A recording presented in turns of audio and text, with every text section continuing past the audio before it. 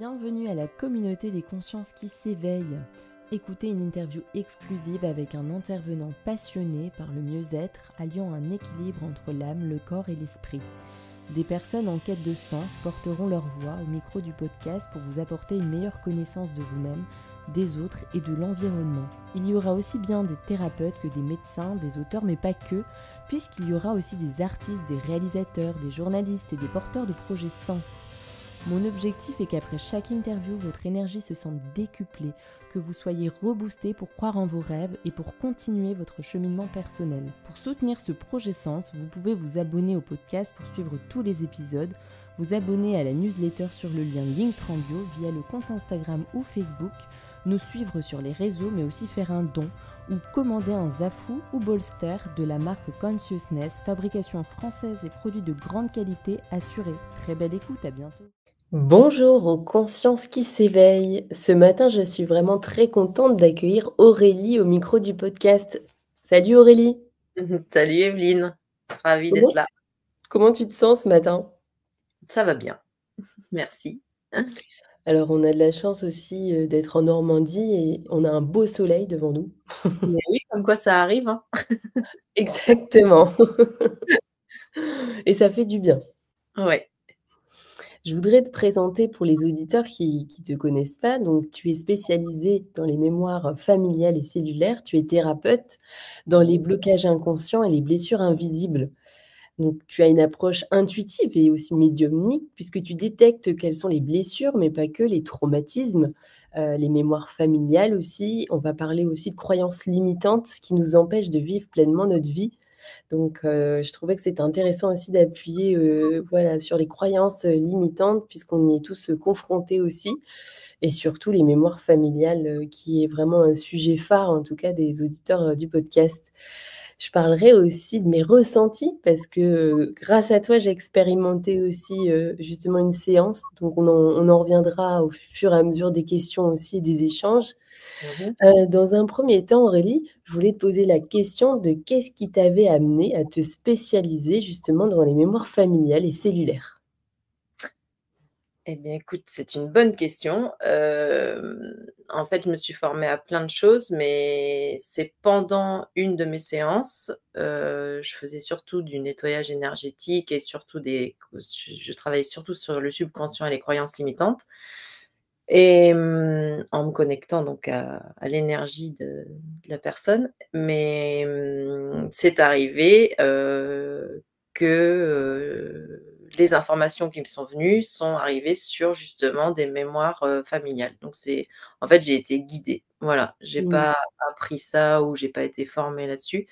C'est que ça m'a amenée là-dessus et puis que ça s'est réitéré dans plusieurs, séances avec plusieurs personnes et c'est devenu une habitude, d'aller voir, selon la problématique de la personne, d'aller toujours demander, s'il y a une mémoire en lien avec la problématique. Voilà. D'accord. Donc ça part vraiment d'une problématique aussi de la personne qui vient, te Ouais, il y a consulter? toujours un point de départ. Alors des fois, il y a un point de départ, mais la mémoire qu'on m'amène, en fait, c'est celle qui va être la plus utile pour la personne. Des fois, c'est pas en lien avec vraiment la première question, mais en tout cas, elle est ça résonne toujours avec la personne, quand elle vient, en fait et puis c'est qu'elle quand enfin, maintenant je fais confiance, c'est quand elle vient, c'est qu'elle doit être là, quoi. Est-ce que, dans ton parcours, est-ce qu'il y a eu justement, tu sais, un moment spécifique, où vraiment, tu t'es orientée vers tous ces sujets, ta propre expérience, de ton vécu? Est-ce qu'il y a eu ce petit moment clé ou alors est-ce que, ça a toujours été finalement présent, mais c'était un peu latent, tu sais, c'était là, mais tu le mettais pas forcément en avant? Je vois pas forcément un moment clé, mais je vois plusieurs moments clés et une évolution, tout au long de ma vie, en fait. Mmh. J'ai toujours été, plutôt hypersensible, empathe, en fait, quand on comprend ou on ressent des choses, on a l'impression que tout le monde a les mêmes ressentis ou voit la même chose. Et en fait, j'ai mis très, très longtemps à comprendre que non, que c'était, comme un petit plus ou en tout cas que j'étais plus sensible à ça. Parce que je pense qu'en fait, on est tous sensibles à ça et que si on y travaille, parce que j'y ai travaillé aussi, je l'ai développé aussi. Mais je pense que tout le monde en est capable aussi de se reconnecter à soi ou de se connecter à autre chose, à une intuition ou une certaine sorte de médiumnité. Heu, je pense on peut tous être reliés à ça. Oui, Et du coup, moi, j'y ai effectivement travaillé. Donc ça a été, plutôt un cheminement qu'un moment clé vraiment. d'accord. Mmh. Ça a été une Et évolution. Mmh. est-ce que, tu pourrais nous expliquer, alors il y a des personnes aussi qui connaissent pas du tout, qu'est-ce que sont justement ces mémoires, familiales? Comment est-ce que tu pourrais, les définir? Mmh. Heu, en fait, pour moi, dans mon expérience en tout cas, les mémoires familiales, c'est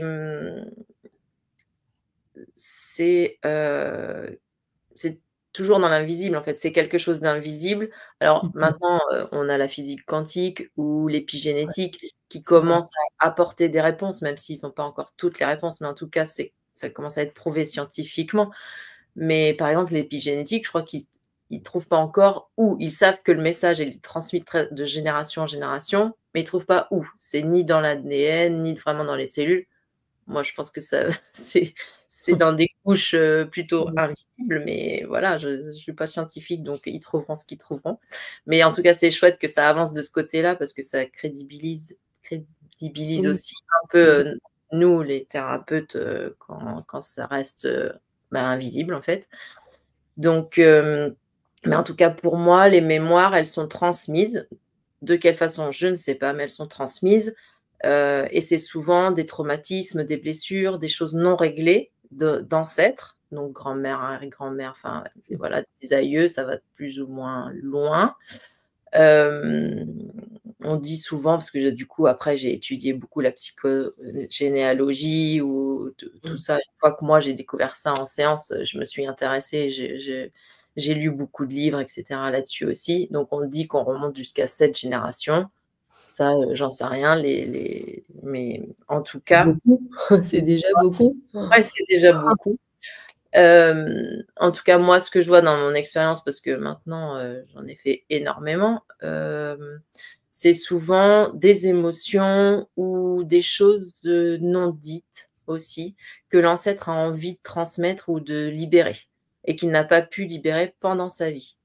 Donc ça se transmet de génération en génération et il y a une personne alors c'est pareil dans ce que j'ai lu, c'est apparemment il y a toujours une personne plus ou moins désignée pour libérer la lignée familiale. Mais en tout cas, la personne qui vient me voir, pour moi, elle est là pour libérer ça. Et donc en fait, quand je suis en séance, je fais ma petite enquête et je vais voir de quel côté c'est, du côté paternel, du côté maternel, combien de générations au-dessus, quelle est la personne et en fait, comme quand je me connecte à la personne qui vient me voir et ben, ensuite je me connecte aussi à l'ancêtre et là, j'ai des informations sur, l'émotion, sur, ce qui s'est passé. Des fois, j'ai des détails, des fois j'en ai pas. Des fois, c'est utile ou des fois ça ne l'est pas donc en fait, et je demande la permission de libérer cet ancêtre de cette émotion ou de ce non-dit ou de que je transmets aussi à la personne, comme ça, il y a aussi quelque chose de conscient qui se passe. Il y a de Oui. l'invisible, mais il y a aussi de la conscientisation et et en fait, je libère l'ancêtre, donc j'ai vraiment des visualisations si c'est bien libéré et ensuite je libère la personne, de toutes les mémoires ou toutes les croyances qui étaient en lien avec cet ancêtre sur elle, sur la personne.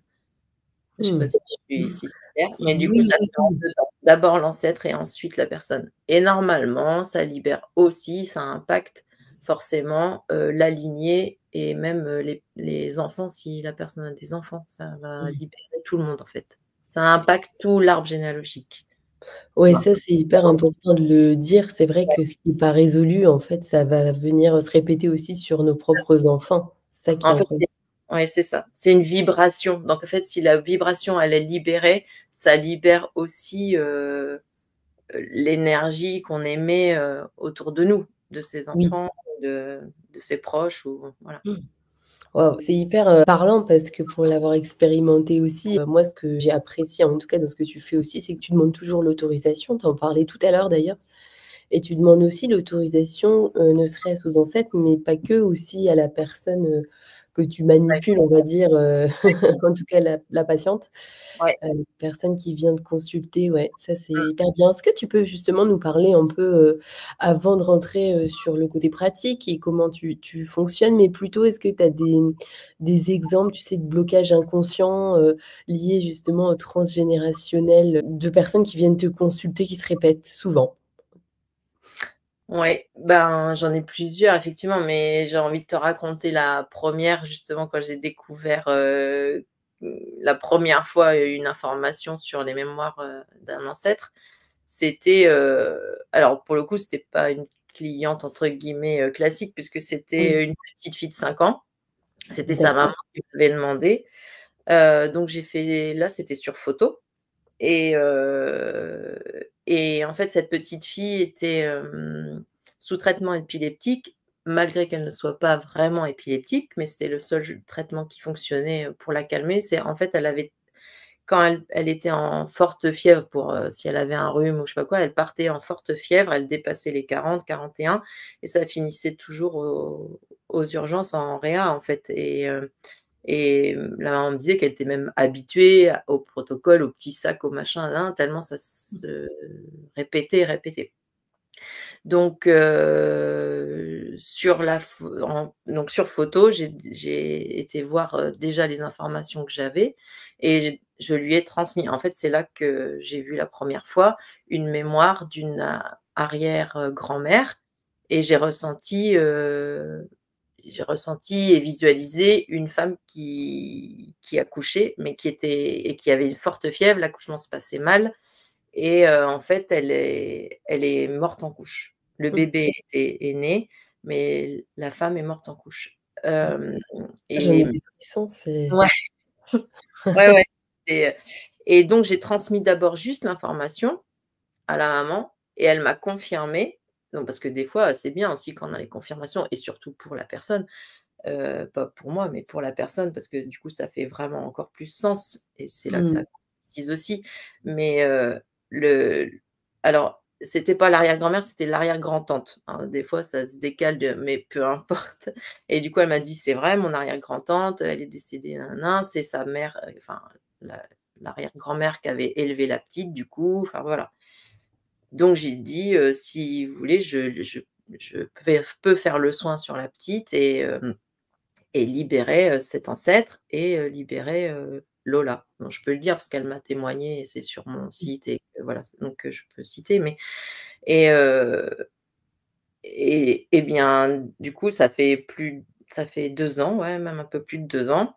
Donc j'ai libéré tout le monde, enfin j'ai libéré, c'est je ne sais voilà, j'ai fait le soin et depuis, bah, Lola, elle n'est jamais remontée en forte mmh. température.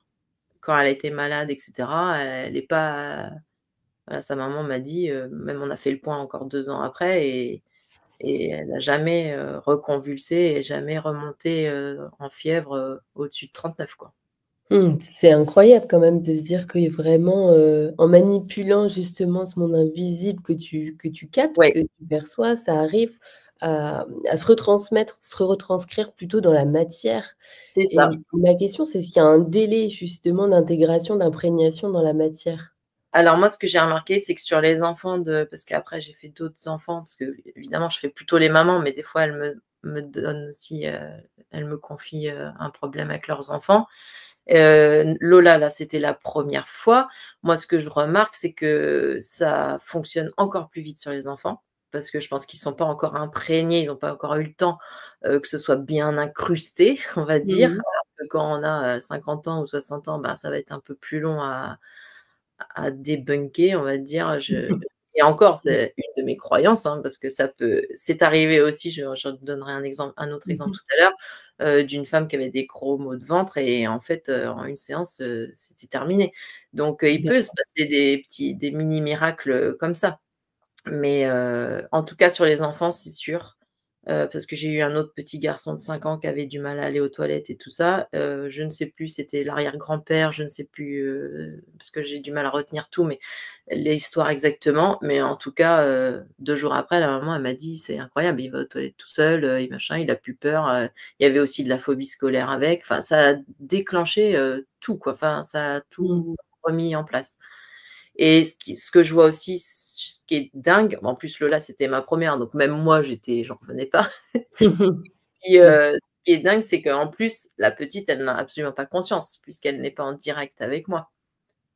Il y a pas un truc de placebo ou de dire, comme une cliente que j'ai en face de moi et qu'il Oui, y a un effet d'accord. conscient ou voilà de là, la petite, elle est même pas au courant, comme le petit qui allait pas aux toilettes et puis 2 jours après, il se passe des choses, donc D'accord.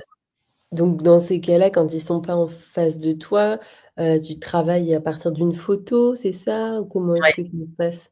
une photo pour les enfants, ouais, Mmh. une photo. Hyper intéressant. Alors, moi, j'ai envie d'entendre, je suis curieuse, hein, mais je pense que Ah les oui. auditeurs aussi.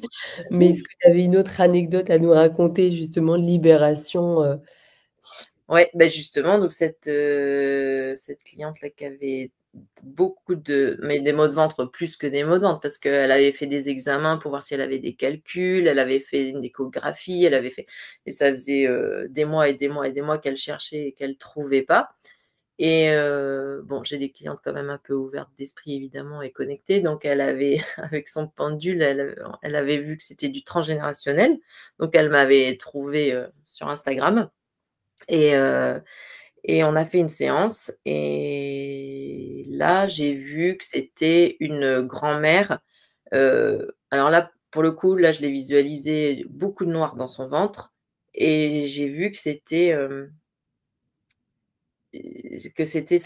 sa grand-mère, qui était vraiment très, très, très, très en colère. J'ai vu vraiment du noir dans son ventre, enfin, après c'est très symbolique ce que je vois donc voilà. Mais et c'était en lien avec une colère envers la guerre. Il y avait une origine allemande, enfin il y avait voilà. Et bah, elle, ça a été, hyper radical aussi. Elle a plus du tout eu mal au ventre, après. mmh, J'ai eu un retour, super positif. Alors je dis pas que c'est magique tout le temps, mais en tout cas, il y a, ce qui est sûr, c'est que dans toutes mes mmh, après toutes mes séances, si je devais juste, noter une phrase qu'elles me disent toutes, alors je dis toutes parce que c'est souvent des femmes quand même qui viennent me ouais. voir, c'est, Il y aura des hommes, hein, on sait pas. Après l'interview, on sait jamais. ouais, bah, j'espère, c'est faut ouvrir, tous les champs des possibles. Mais la phrase en fait qui revient toujours, c'est, «J'ai comme un poids en moins, je me sens plus légère». Donc en fait, même dans Mmh, l'énergie, que ce soit du transgénérationnel ou des chocs émotionnels, parce que des fois je vois, c'est ça aussi que je vois, c'est des blessures invisibles sur des chocs émotionnels de l'enfance ou même de la vie en général. Hem Même des noyades, enfin, comme tu me disais, tu voulais des exemples, j'ai déjà libéré des noyades d'adultes qui étaient où je les ai vus se noyer à 4 ans et ils disaient: «Ah oui, c'est vrai, j'ai failli me noyer, nin voilà, on m'a ressorti de l'eau, mais c'est resté, en fait, dans l'énergie du corps. mmh, Quand je libère et ben, ça se voit ou un IVG mal, ou une fausse couche, mmh, ça je le vois et ça se voit même la femme, souvent, il y a une libération avec des larmes ou des ressentis. Il y a et ben, ça enlève, en fait, dans l'énergie, ce poids, ce qui est resté, en fait, depuis des années. mmh, Donc il y a pas que les mémoires, il y a c'est des mémoires cellulaires, en fait. Il y a des mémoires mmh, familiales, mais il y a aussi des mémoires de la vie et mmh. enfin, des chocs émotionnels invisibles qui restent dans l'énergie. C'est ça en fait, c'est comme si, ces chocs émotionnels venaient, bloquer, l'énergie, de la personne. C'est comme ça que toi tu le visualises, que tu le représentes?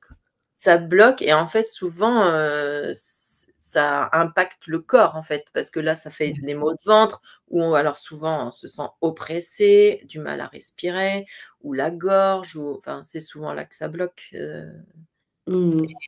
donc ça peut Complètement. impacter le corps et voire même, des maladies en fait, enfin ça Mmh. j'en suis Oui. convaincue, mais c'est Alors Aurélie, est-ce que tu pourrais nous parler, des corps justement, tu sais, de ces corps, énergétiques, qui nous entourent, qui sont invisibles alors, pas pour tout le monde, mais pour la Ouais, plupart des personnes? ouais. Ben, alors c'est toujours pareil, hein, moi, je les vois pas tous ces corps subtils. Moi, je vois un une silhouette générale et je vois dans le corps de la personne. Mais en tout cas, dans ce que j'ai étudié, oui, il y a le corps physique, ensuite il y a le corps émotionnel, le corps mental, le corps astral, le corps bon, je crois qu'on a 7 corps qui sont chacun reliés Mmh. aux 7 chakras principaux. Voilà ce qui D'accord. forme toute, l'aura de chaque personne. Et si un corps est pénétré, un des corps subtils est pénétré par, un choc émotionnel, ça fait des impacts. Ça ça fait un peu comme Carglass, tu vois? Ah oui. Et en fait, ça fait des impacts, sauf que, ben, il peut y avoir une petite fissure, mais après le pare-brise, il peut aussi exploser. Ben, en fait, c'est un Ouais. peu pareil, je crois. C'est ça rentre dans ton corps physique et ça impacte après et ça pou crée des maladies. Et après, je me suis aussi intéressée à toute la symbolique des maladies, sur chaque organe. Chaque organe a une Mmh. symbolique. Hem et il y a une blessure forcément derrière à chaque fois. Ça peut être aussi transgénérationnel Mmh. effectivement ou de la vie actuelle. J'ai déjà vu, par exemple une de mes clientes qui avait une anémie de fer et en fait, D'accord. il y avait aussi une mémoire d'esclavage dans le fer et les fers, enfin Ah voilà. oui. Il y a aussi, Ouais, il y a vraiment des liens en plus, quand même, c'est pas anodin quoi pour le coup, ouais. c'est un sacré lien, ouais. Et Mmh. comment est-ce que tu travailles, justement pendant tes séances? Est-ce que tu peux nous parler de ton protocole? Et puis, comme ça après moi je Mmh. rebondirai sur ce que j'ai ressenti durant justement, ta guidance dans un premier temps. Est-ce que tu peux nous partager tout ça? Hem, bien sûr, en fait, moi, mes séances, elles sont assez longues parce que, bah, j'aime bien prendre le temps et puis tant que j'ai des informations, je fais au maximum. Donc là, pour l'instant, les séances, elles durent, 2 heures. Donc il y a une première partie où, il y a un échange, sur la problématique, je pose des questions sur la vie de la personne, les enfants, les parents, les grands-parents, les ce qui s'est des choses importantes qui sont passées dans sa vie. Mmh et ensuite, je fais une méditation pour, alors ça, c'est dû à ma formation en Theta Healing. Ça, c'est une technique, venant des États-Unis justement sur, les croyances limitantes où on va, avec cette méditation, passer le cerveau en onde θ, d'où le nom Theta Healing, heu et en onde θ, en fait, c'est méditation, relaxation profonde et c'est là aussi les ondes cérébrales quand on est sous hypnose. Mmh. Après on est conscient, hein, c'est juste vraiment une relaxation très profonde, mais on est très, conscient, hein, mais ça permet, d'accéder au subconscient et de changer les croyances limitantes et de les mettre en positif. Parce qu'il y a des fois, ça a été alors soit c'est des croyances qui ont toujours été bloquantes, soit c'est des croyances qui ont été aidantes à un moment, mais qui ne le sont plus et qui bloquent. Hem, c'est aussi des croyances transgénérationnelles, c'est aussi des croyances collectives, voilà, sur, des générations. Ou sur ta propre vie, c'est, «Je suis Mmh. nul», machin, parce que, je sais pas, mes parents me l'ont répété, donc je suis nul ou je n'ai pas ma place ou voilà.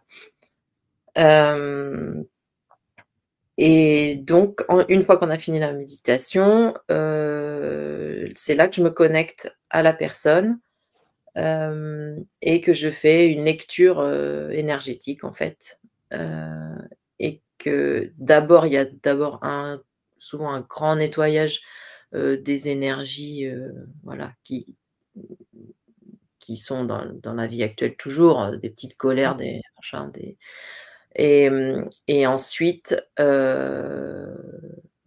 j'ai des informations qui me viennent où je vois que si c'est noir dans le ventre, si ça coince à la gorge et je ressens aussi sur moi en me connectant en fait. Au Mmh. départ, c'était pas ça, mais ça ça c'est venu ensuite où je ressens sur moi en fait. Je sens quand ça coince, je sens, quand ça m'oppresse la poitrine, je sens ou si quelqu'un a mal à la tête, je vais avoir mal à la tête ou des fois c'est dans les yeux et à chaque fois ça confirme la personne en face, elle me dit: «Oui, c'est vrai, j'ai mal là» ou dans le dos où je me sens voilà. Hem, bon dans le dos, c'est encore autre chose des fois, je c'est qu'il y a un défunt qui vient et qui toc toc à la Ah oui. entre mes omoplates et qui a quelque chose à dire ou juste pour dire qu'il est là mais Mmh. après je ne fais pas de comment on dit? De De séances, oui, je fais pas de la de la médiumnité pure et dure, on va dire, oui. juste, c'est comme quand je me connecte à un ancêtre ou à la personne, Mmh. c'est des ressentis où je vais Voilà. avoir des petites un petite phrase ou un petit mot, mais ça Ouais. m'est arrivé d'avoir des petits mots et qui confirment aussi parce que c'était une expression du défunt et que ça parle à la personne donc Oui, c'est je ça. suis surtout là pour conscientiser ou pour croire ou pour vraiment accepter le aussi pour la personne qui vient me voir, ça rassure. Justement, je voulais partager, mon expérience par rapport à ta méditation, inspirée du Theta Healing et c'est Oui, vrai que, bon, je suis partie dans les étoiles, hein, mais bien sûr, ce qui était intéressant, c'est vraiment de ressentir que, dans un premier temps aussi, tu permets à la personne de bien s'ancrer et ça, c'est vraiment un sujet qui est hyper important aussi, tu sais, au micro du podcast. C'est-à-dire qu'on peut pas, s'ouvrir à la spiritualité si on n'est pas, ancré, hein, bien sûr, dans ce monde, dans cette matière et donc on en parlait aussi avec Aurélie en off, la dernière fois. Donc ça, c'est vraiment, quelque chose, qui est en tout cas que j'ai trouvé hyper utile et puis ensuite le fait que tu nous propulses un peu dans les étoiles et mmh, pour le coup, j'étais, très réceptive, vraiment j'ai ressenti, comme une petite masse qui était mon corps et comme une sorte d'expansion de moi-même, oui, mais c'est tout ça. en restant complètement consciente, et justement en écoutant ta voix. Mmh. Ouais, c'était hyper, en tout cas, je me suis vraiment sentie comme, connectée et déconnectée et c'est là où le travail opère. En tout cas, c'est ce que moi j'ai ressenti. Ouais, Heu, c'est ça. quand tu me parlais et quand tu me disais que tu travaillais sur certains points, qui étaient bloqués, c'est vraiment, dans cet état, après je dis pas que ça a duré toute la séance parce qu'après ça s'est un peu estompé vers la fin, mais en tout cas, c'est là où je ressentais qu'il se passait quelque chose. Oui, oui, oui. Ouais, tout Mmh. le monde ne ressent pas, mais c'est vrai que j'en ai quand même pas mal qui ressentent, quand je libère et comme tu l'as précisé tout à l'heure, c'est bien de le repréciser, c'est que, tout ce que je vois, je le dis, tout Oui. ce qu'on me dit de faire ou j'ai l'intuition de faire, je l'explique et je demande l'autorisation. Il faut toujours que la personne me dise: «OK». Parce que le travail, en fait, il se fait en accord et à 2. Si j'ai déjà vu qu'on me dise «oui», mais que l'énergie, elle bloque parce qu'il y a l'inconscient qui a peur ou je sais pas quoi et donc je contourne en libérant autre chose, en voilà, en rassurant ou parce que si voilà et souvent ça finit par passer mais si la personne m'a dit «oui», c'est que ça doit passer et donc oui, l'important, c'est vraiment toujours en accord avec l'autre personne parce que moi je suis alors, effectivement médium, j'aime pas ce mot, mais c'est un moyen de, c'est un outil de reliance et de connexion. Mais c'est la personne, c'est son énergie, comme tu dis, quand tu t'es sentie plus haute, qui accepte et qui se soigne aussi. Enfin voilà, Mmh. c'est tout c'est l'énergie en général qui fait et comme on n'est fait que d'énergie, voilà. Oui, ouais, complètement. Mais ça commence, en tout cas, on tend aussi vers le post-matérialisme, hein. On commence, à tendre vers tous ces sujets, à se sensibiliser aux énergies et à prendre conscience qu'on n'est pas juste un corps fait de, voilà, de matière, mais qu'on est bien Mmh, plus que ça, qu'on est connecté au vivant et à tout ce qui complètement. nous entoure. Ouais, c tout à fait. Ouais. Mais en tout cas, pour partager justement cette expérience, pour revenir dessus, c'est que oui, c'est vraiment les premiers mots qui me sont venus, le lendemain, je dirais, c'était vraiment ce sentiment de libération. Alors ce que je tiens à préciser, c'est qu'en plus, j'étais encore malade quand même, faut dire ce qui est et pour le coup, c'était intéressant de voir que, bah, tu percevais en fait, la maladie et tu peux aussi travailler, Ouais, sur des microbes qui viennent nuire aussi, voilà, qui viennent plomber le physique, quoi. Il y a aussi d'autres perspectives, en fait, il y a pas, Ouais, ben, en fait, il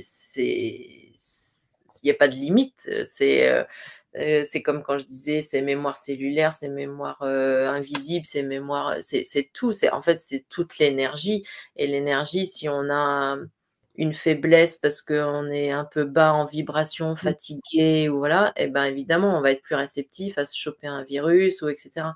Donc effectivement, si je me connecte à la personne, donc à toi là, comme, je l'ai fait, je vais informer les cellules ou je vais réinformer ou libérer le virus et réinformer les cellules comme une remise à zéro. Voilà, mmh, après moi mmh. j'ai pas du tout des termes de médecin, c'est moi Ouais, ouais. je donne entre guillemets «un ordre», je passe, c'est comme la prière en fait, mais d'une Mmh. autre façon, mais c'est une demande, parce que c'est pas moi qui le fais, hein. Tu fais comme un canal. Exactement, c'est ce que j'ai dit tout à l'heure, je suis un médium, je suis comme un crayon qui va écrire sur une feuille ou un marteau qui va taper sur un clou. Moi, je suis un moyen de, mais Mmh.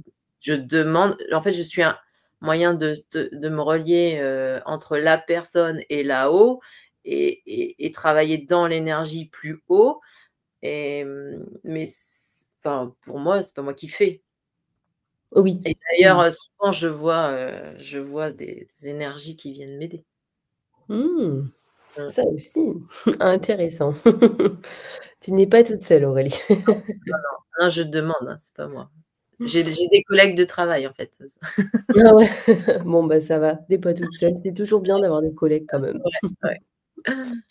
Je voulais, te poser la question, quand même, est-ce qu'il y a des préconisations ou des dangers ou des choses à prendre en compte justement pour des personnes dans ce travail de libération émotionnelle ou transgénérationnelle aussi?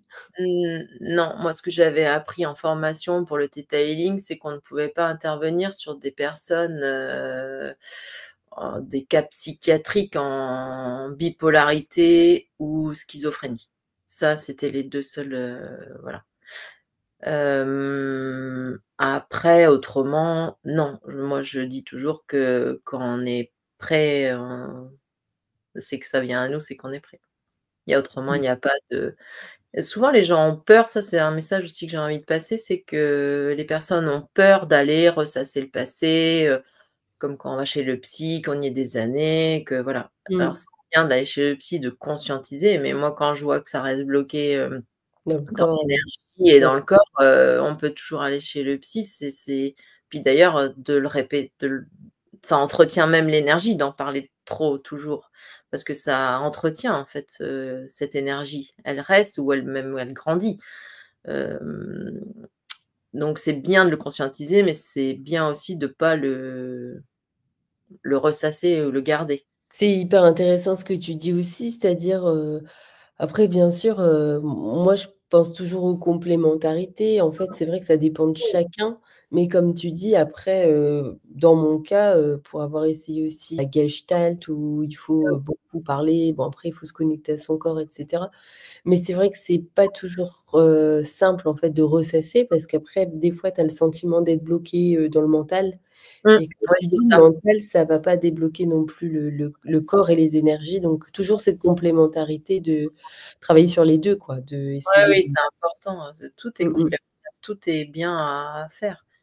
Mmh. Mais c'est vrai que c'est pour ça que d'être en méditation avec l'autre personne, elle ressent aussi. Elle est plus connectée à son mental, elle est dans les ressentis. C'est pour ça qu'il y en a qui sont plus ou moins réceptifs, mais quand même, on est en phase de relaxation, on n'est plus dans le mental et on ressent les choses et ça je pense que ça il y a quelque chose qui vibre aussi, dans et Oui. qui se joue, quoi. Mmh. Complètement, mais en tout cas, c'est passionnant aussi, de voir aussi qu'il y a des résultats. Je me doute que c'est ça aussi qui te fait, persévérer, continuer, c'est d'avoir des retours aussi de personnes qui viennent te voir et qui te disent que ça a changé des choses, Tu dois être, dans la gratitude aussi d'avoir, ces retours.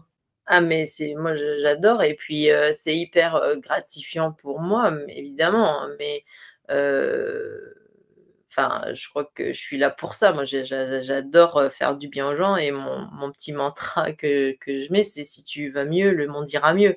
C'est Ouais. voilà, c'est l'effet, général parce qu'on va pas dire que la terre aille super bien donc ben, je fais mon petit colibri et je me dis que chaque personne qui travaille sur soi, fait son petit colibri pour, aussi. Donc Mmh. ça c'est un pour l'instant en tout cas, c'est ma motivation. Bah, il faut continuer. On a tous notre petit mantra. C'est comme le podcast, tu vois? On sème des graines, Exactement, ouais, c'est ça, chacun fait son petit colibri, à sa façon, complètement. complètement, ouais. Mmh. Je voulais te poser quand même la question, est-ce que tu aurais des conseils, spontanément qui te viennent, que tu aurais envie de partager, là, maintenant, par exemple, à une personne qui se sentirait bloquée et qui Mmh sait mh. pas trop par où commencer? 1re chose qui me vient quand tu me dis ça, c'est pour moi la plus chose une des choses importantes comme une hygiène de vie, comme quand on peut aller faire du sport, c'est la pensée positive. C'est un peu, le truc qu'on entend, mais c'est tellement, impactant dans son énergie ou l'énergie qu'on dégage ou l'énergie, qui impacte aussi les autres, son entourage ou ses enfants ou son voilà, sa Mmh. famille. Hem Que, bah, ça devient même des croyances d'ailleurs, hein, si on dit, gna gna gna, gna gna gna, rien va bien. Ouais ou entre parenthèses, un petit Ouais. conseil, éteignez plus votre télé aussi, mais Ah oui, heu, ça aussi. parce que ça, c'est pas du tout des good vibes, mais pour plomber, ça, c'est bien aussi. Donc en fait, bah, mon conseil, c'est ouais, c'est voir le verre à moitié plein. C'est toujours ce que je répète à toutes mes clientes, en fait. C'est, quand il y a quelque chose qui va mal ou parce qu'il y a toujours des choses qui arrivent dans la vie, on va pas éviter tout, mais en tout cas, la façon de les appréhender, la façon de le voir et la façon de voir ce qu'il y a de positif dans ce qui est soi-disant négatif et ben, ça aide beaucoup et on dégage plus vite les choses aussi. C'est moins Mmh. alors que si c'est ce que je disais, si on ressasse et qu'on dit: «Ah j'ai pas de chance, ah j'ai gna gna gna gna gna gna gna», bah on reste là-dedans. Ouais, ça fait du bien de l'entendre, merci Aurélie, mais c'est vrai que là, par exemple, même avec mon fils, tu vois, de 4 ans et demi, ce Ouais. que j'ai mis en place, tous les soirs, c'est, «Dis-moi 3 choses qui t'ont fait plaisir aujourd'hui». Et Ouais, c'est top. ça, c'est, s'endormir sur 3 notes positives, bah, c'est énorme, en fait, ça fait la Ouais, différence. Rien que de le complètement. verbaliser, en fait, je trouve que c'est puissant, c'est un outil qui est tellement simple, à la Oui, portée de tous, mais on le fait pas instinctivement et je trouve que c'est quelque chose qui est facile à mettre en place. oui, complètement. Tu as tout à fait raison. Ouais et ça, même en tant qu'adulte, on peut dire: «OK, bah, j'ai fini ma journée», on se couche et puis on dit: «Qu'est-ce que j'ai fait de bien aujourd'hui? Ah mais ça, je me suis bien débrouillée quand même, c'est pas mal, Ouais. je me félicite». Parce qu'on est toujours à se critiquer: «Ouais, Ouais. je suis nulle. Ah mince, j'ai oublié de faire ça. Oh là là, puis j'ai râlé là-dessus et puis oh non, non» et en fait, ben, on pense pas non plus à des fois, Féliciter. s'auto-féliciter. Exactement. Mais c'est important aussi. Mmh. Parce qu'on est souvent nos 1ers ennemis, hein. Ah ça oui.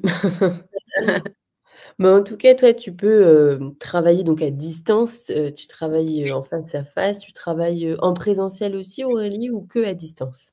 Non, pour l'instant, s'il y en a qui sont dans mon coin en Normandie, on peut s'arranger, mais Oui. que oui, en visio, ça fonctionne très, très bien. Oui, ça Et en plus, fonctionne ça très bien. permet aux personnes de pas avoir de déplacement et d'être tranquilles dans leur canapé, pour la méditation et comme, bah, on bouge beaucoup d'énergie, ça permet de se reposer Mmh. aussi, de pas avoir, Mmh. Ça aussi et puis, pour l'avoir vécu, je vous assure que ça marche vraiment et merci pour ta bienveillance aussi, ça c'est voilà un point, clé et important. Fonctionner aussi la personne Mmh, vers qui on va, ça ouais. c'est vrai, hein, c'est un point Oui, essentiel. il faut avoir le feeling, Ouais. ça c'est sûr, hein. C'est Est-ce que important. tu voudrais ajouter, une dernière chose, pour, clôturer cette belle interview pour les consciences qui s'éveillent? Un mot, une phrase, ce que tu veux. Oh là, quelle pression. Non, je voulais juste revenir sur ce que tu disais, un conseil aux personnes qui auraient des doutes de passer à l'acte et cetera. j'en vois tellement qui procrastinent et qui s'enfoncent un peu dans leur truc. C'est ce que j'essaie de passer aussi comme message, c'est que se faire du bien, c'est pas douloureux, c'est rester dans cette zone inconfortable qui est douloureux en fait. Mais Oui. le passage à l'acte, c'est juste la peur. Mais en fait, derrière, il y a que du bon en fait. C'est la peur qui bloque. Mais c'est ce que je disais, on va pas ressasser en fait, on va libérer. Donc Mmh. c'est positif pour moi. Que du positif. En tout cas, merci beaucoup pour ce partage et puis, bien sûr, je mettrai, tous tes liens, pour les personnes, qui souhaitent en savoir plus sur, ton travail, tes consultations et puis les personnes qui souhaitent te contacter directement.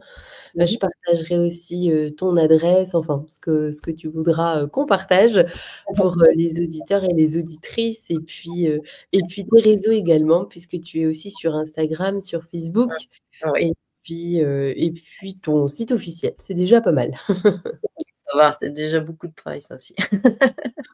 En tout cas, un grand merci Aurélie Merci, et merci puis beaucoup.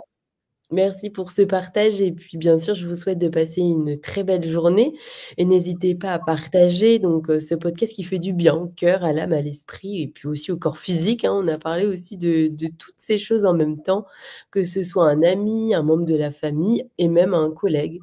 N'hésitez pas à partager. Passez une très bonne journée et à bientôt.